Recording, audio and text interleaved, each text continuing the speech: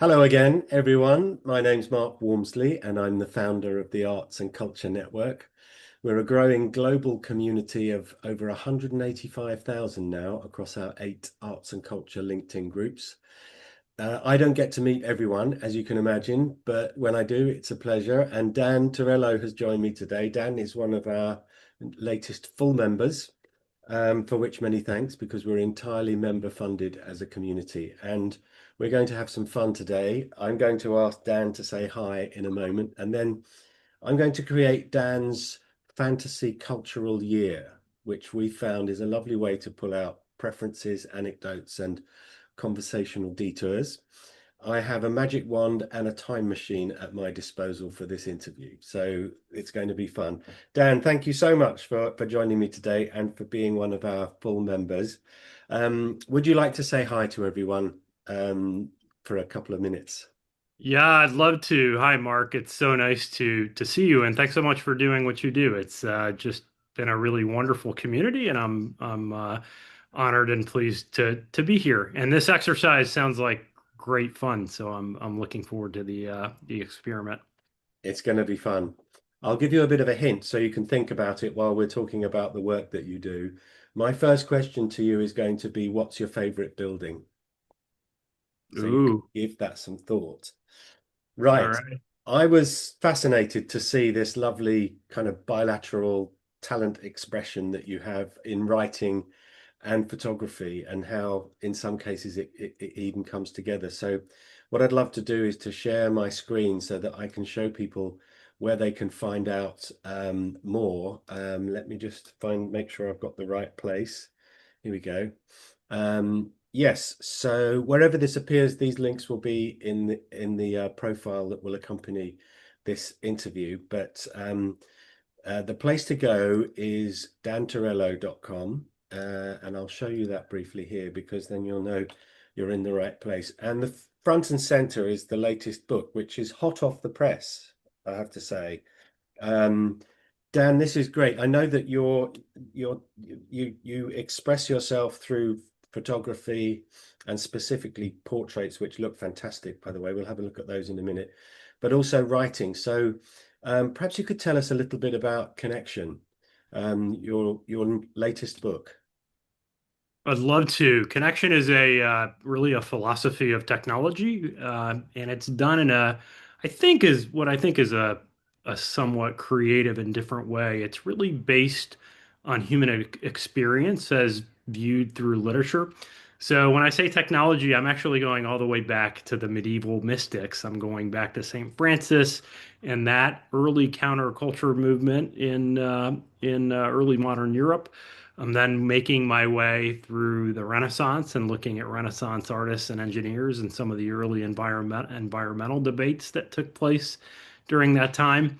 And finally, making making it all the way up to the current period and looking at AI and issues around authenticity. And that's where I really had a chance to merge the photography practice with the writing, and we can talk about that a little bit more if it's of interest. Yeah. It's available now, is it, the book? Yeah, it just came out last week, so it's available to be purchased, and yeah, so thank you. Great. And we'll put all the links in the profile as well. That's fantastic. So now let's leap to the other side of your brain, or perhaps not, to the portraits, which we had a look at earlier. And you were explaining to me that these are all um, characters or people you know or people you've um, worked with who perhaps aren't what you would normally expect in Washington, D.C. Um, Tell us a little bit about these portraits. Yeah, so I live in Washington, D.C., and of course, it's a very political city and a very business-oriented city. But as I got more involved with the arts communities here, I started realizing there were just all of these folks who really don't fit the mold of what people around the world and in the U.S. think of as being typical of D.C. So these are all portraits of artists and dancers and yogis and folks who are just doing things a little bit different in and around Washington, D.C. It's great. And behind each portrait, there's actually their writing is also featured, so they tell their own story in their own words, a little bit like what you're doing here, Mark. There we go. Excellent. Well, no, these are wonderful. And then what I was intrigued to see is when these came together. So you've had a piece published in the New Yorker recently in January, The Robot and the Philosopher. That's at the New Yorker if you wanted to go and have a look. And this is where some of the portraits were used to accompany your piece. So tell us what this is about. Yeah, so this was a this was somewhat unexpected in terms of process. I was at a conference about AI and technology, and I had heard all sorts of talks and presentations around consciousness and what that's going to look like in the future and how AI is impacting our lives. And I started thinking, well, okay, what if I were to explore this via photography, which is my creative practice? And so I had a chance to photograph a famous analytical philosopher, David Chalmers, and then to photograph a humanoid robot, Sophia, the humanoid robot. She was created by Hanson Robotics, and I did these two portraits as I normally do portraits, and then came home and started thinking about the experience and what it had felt like and what the differences were, and then the piece really the book chapter initially, and then this excerpted essay came out of that experience. Wow, it's great. And is this publicly available, or do we need to subscribe to the New Yorker too? Everyone should have access to 3 free stories a month, I believe. So if Oh you go yeah, to the New Yorker website, you should be able to find it. And if it doesn't work, try a different browser, which often is helpful. yes, excellent. Well, that's great. Thank you very much for sharing that with us. Now, you've given me the inspiration for your fantasy cultural year, and I think what I'd like to do is to send you on a trip around the world, okay, to produce a kind of account of the convergence of AI and art um, around the world, and effectively create a national league table of who's doing what and who seems to be accepted. And I'd love also for your report and your tour to show the societies in which this is more challenging than others in terms of acceptance of intellectual property sensitivities, all of the things that people are worried about. The cat is absolutely out of the bag, and you can't put toothpaste back in the tube. So we have to live with it. But it does have significant potential ramifications for the way that we operate as societies and cultures and individuals in the future. So I think that's going to be the task. So I need to place you somewhere in the world before we start, and I'm going to do that with that first question that I won't asked you about. What's your favorite building, Dan?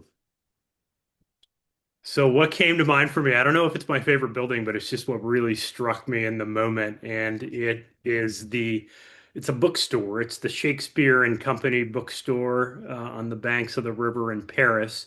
And I love it. I mean, it's in a row house. So I mean, it's also right across from Notre Dame Cathedral. But what's amazing about the bookstore is that it's a place where texture still matters. So you have rows and rows of books on the shelves, and everything is in hard copy, of course. And you have everything from philosophy to literature to biography to politics, and it's just this wonderful world of texture and style and ideas in a concentrated in a fairly small space. Love it. Have I found the right place? That is the place. And I love one of those center pictures where you can see the outside. There's a place to sit outside. Yeah, You have a view of the river and a view of the cathedral. So it's just a lovely, lovely spot. fantastic. Right, I'm going to place you on this bench here. Okay. Okay. And this is also a pop-up cafe that they've added to this. Okay, it's 6 p.m. on a June evening in Paris. It's warm and pleasant and sunny, and there is a drink on the table next to you. What would we find there? You know, it's a little late in the day, but I think I'm still feeling like I'm in a caffeinating mood. So I think it would be a cortado. So just a nice cup of espresso with just a little bit of milk. Excellent. Prepare Espresso, me for the please. evening activities. Yeah, and there's a book next to you as well. It could be a book that's been with you all your life. Uh, Appropriately, you're at Shakespeare and Company.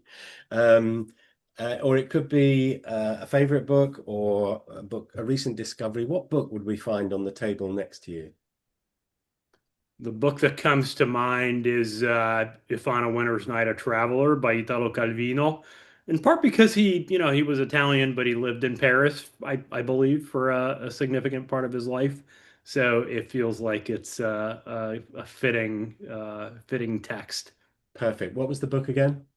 If on a Winter's Night, a Traveler. Excellent. Fantastic. Right. Now you're feeling quite pleased with yourself. Oh, actually, no, one more thing. So we've got Shakespeare and Co. in Paris. We've got a coffee and we've got the book. You've got some headphones in. What's playing? Ooh, what is playing on my headphones?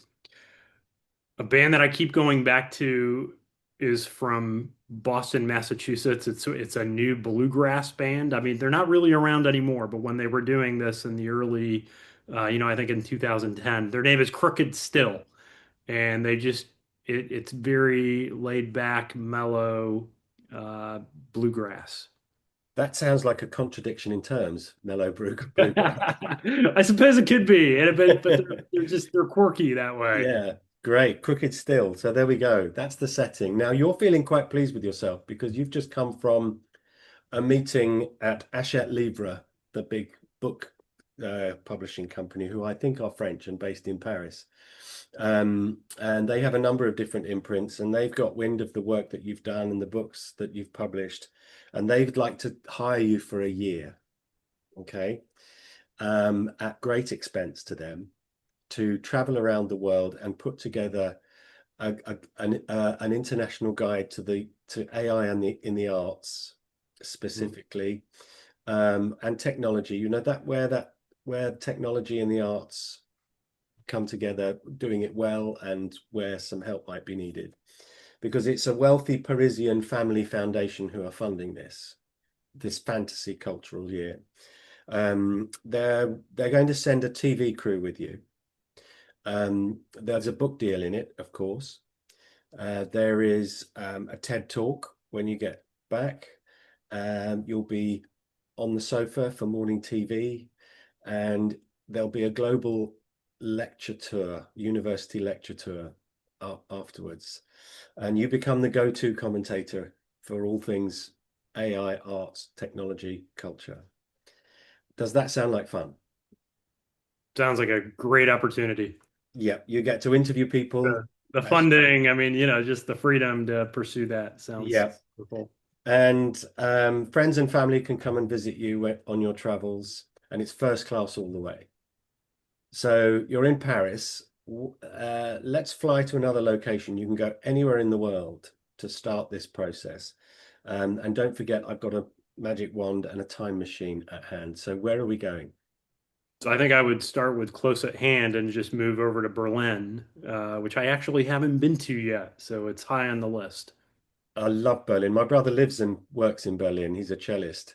And I always thought it was sort of vaguely grey and Eastern European, but I mean, we were salsa dancing till dawn and it was fantastic. It's a wonderful place. I regret not going sooner. So, um, excellent. Right, you're on the plane from Paris to Berlin. You turned left on the airplane because you're traveling first class, and the steward brings you a coffee and a note from the Parisian Family Foundation, who are supporting Hachette Livre and you in this.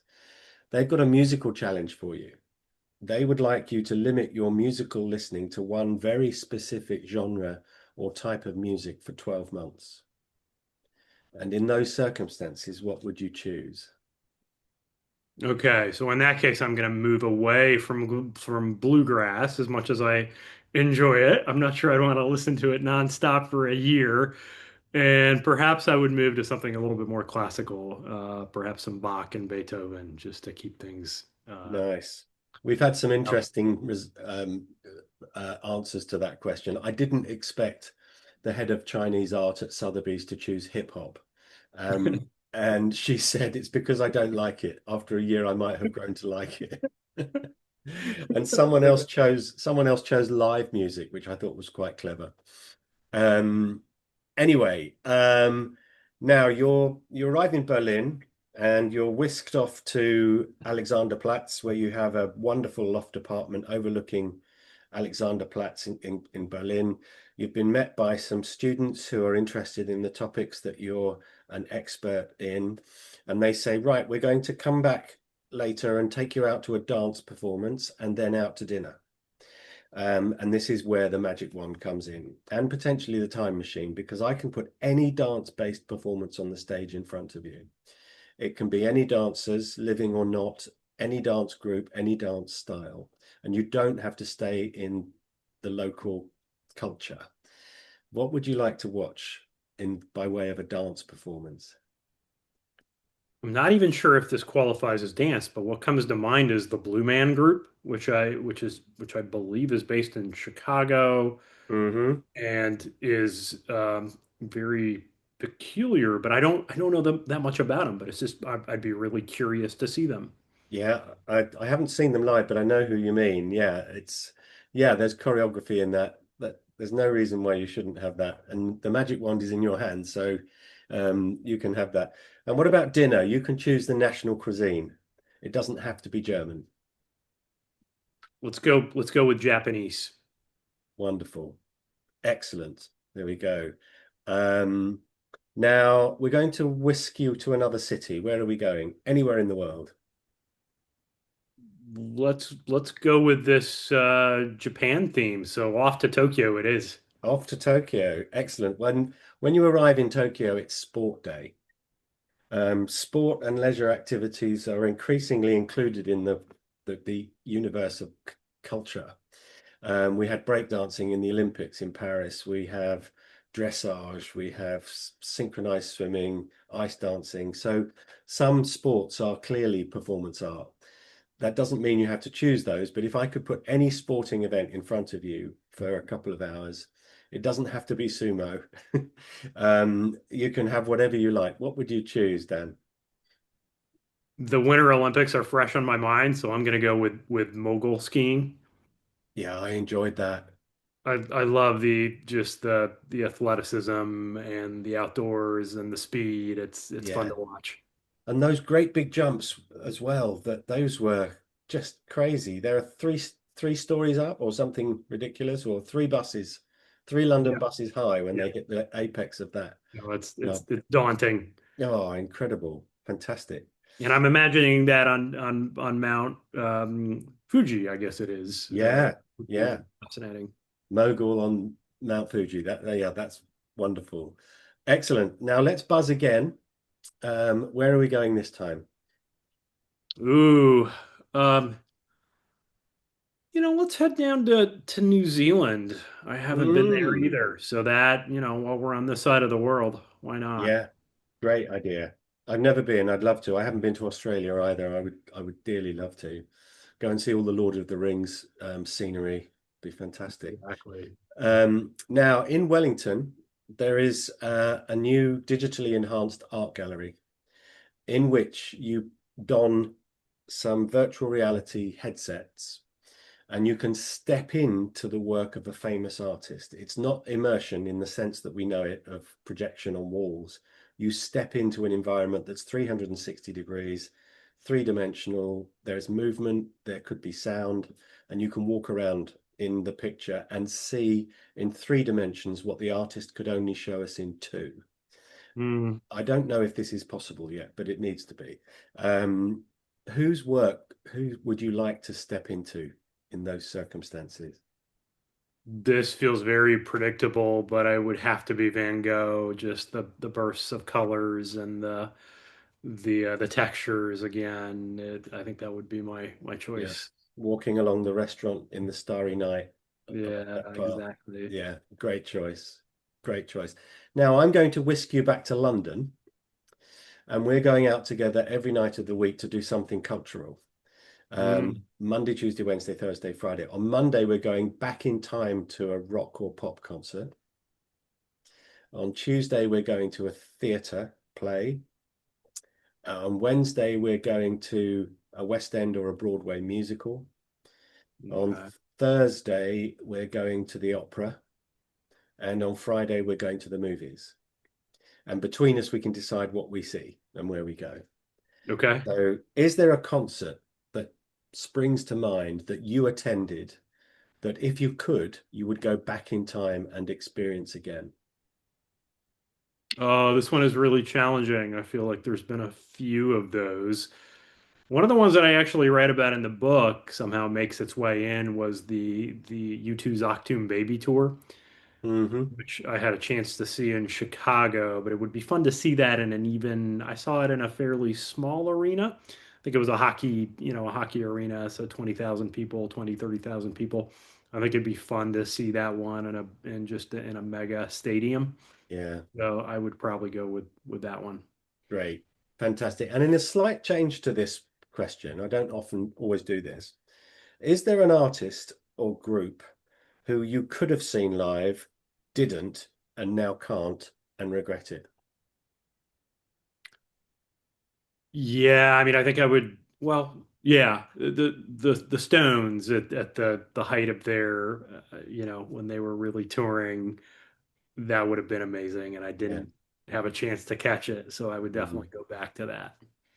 Mine's Bob Marley. I could have gone in 1979 and he died in 81. So Okay, wow, wow. wonderful. Okay, and now theatre play. We're in London, so of course we've got Shakespeare's Globe, if that helps. Is there a theatre play that you particularly like to go and see? I think I'd like to see I'm gonna go a little existential and go with Beckett. You Okay, know, since we've had the really high energy start, let's uh let's slow it down a bit and get philosophical. okay, good shout. So we've got where are they? Happy Days, Endgame. Um, yeah, Waiting for Godot. Yeah, Um, let's go with waiting for Godot. yeah, okay, great choice. Um, Now, what about a West End or a Broadway musical?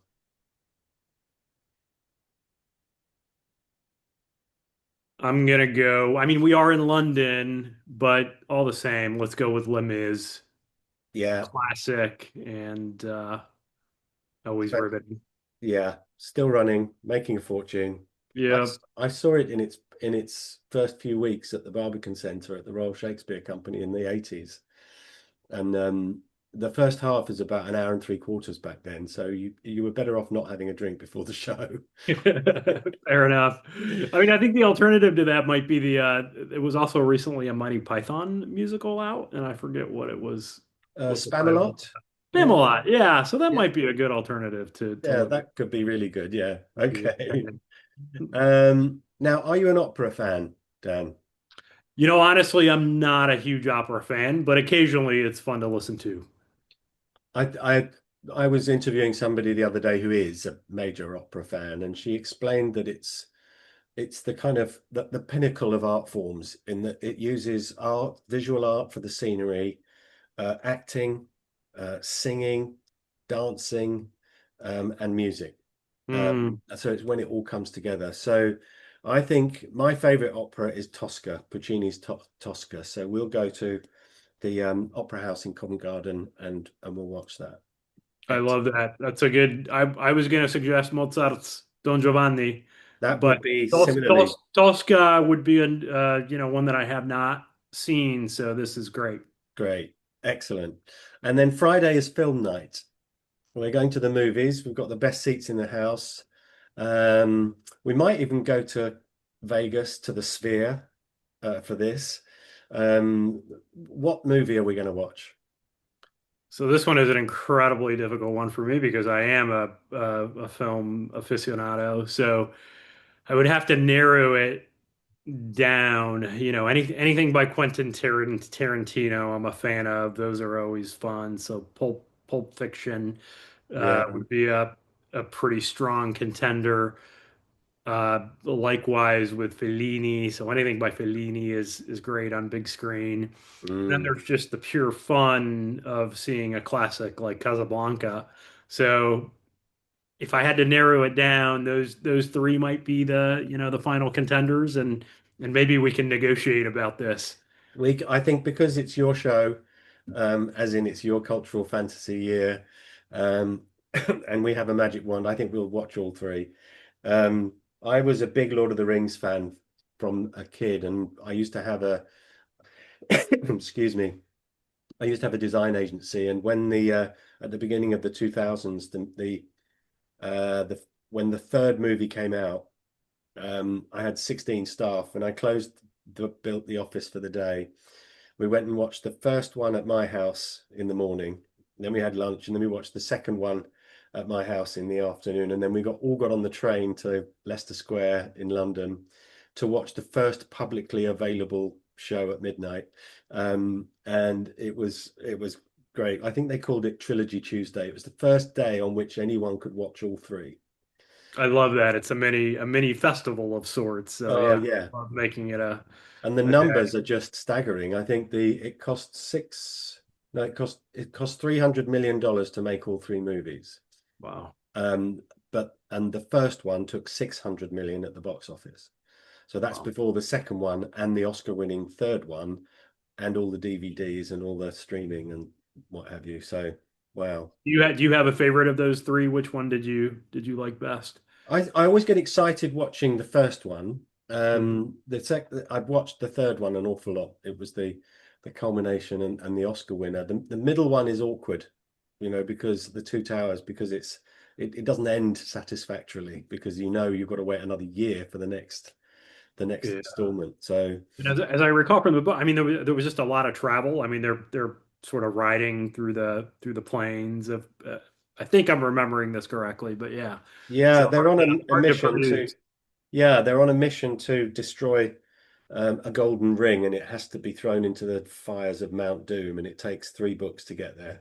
So Yeah, yeah, no, I remember the story. I'm just yeah. I'm trying to, but the two towers specifically, they're going through the Oh plain yeah, that's of when Roma, and that's where they're really just riding horses. that's where the two other hobbits have been captured by the orcs, and they're being taken. Yeah. So yeah, there's a lot of traveling in that one. Yeah. Yep. Mhm. Excellent. So, well, there we go. We're nearly there, Dan. But before I send you off to do this wonderful year of research and publishing and writing and interviewing, um, I'm going to give you a hero lunch. Um, we're in London, Japanese restaurant, um, and you can invite any one person to join you for lunch so that you can ask them questions. It can be anyone at all you like, and they will come. And it can be a historical character if you wish. Who would you invite?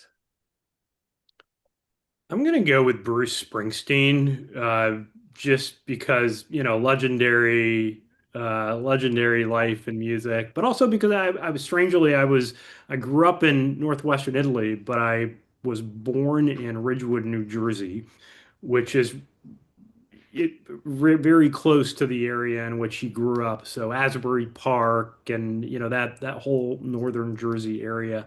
So it'd be fun to hear his stories of growing up and just his experiences. Fantastic choice. I didn't expect that. It's a lovely choice though. Fantastic. There we go, Dan. That's your fantasy cultural year done. It's a huge success. The TV series is about to come out. The book deal's done. The TED Talk's booked in, and you have become the go-to commentator in all things relating to the convergence of AI, technology, and the arts and the human race. Have you enjoyed your fantasy cultural year? That was wonderfully fun and great to imagine. So I loved all the travel. Thanks for guiding me through that. My pleasure, and thanks again for being one of our full members. It's very much appreciated. Um, don't rush off, but for the time being, thanks again for being such a good sport. I'm glad you enjoyed it, Dan. Thank you. Thank you, Mark.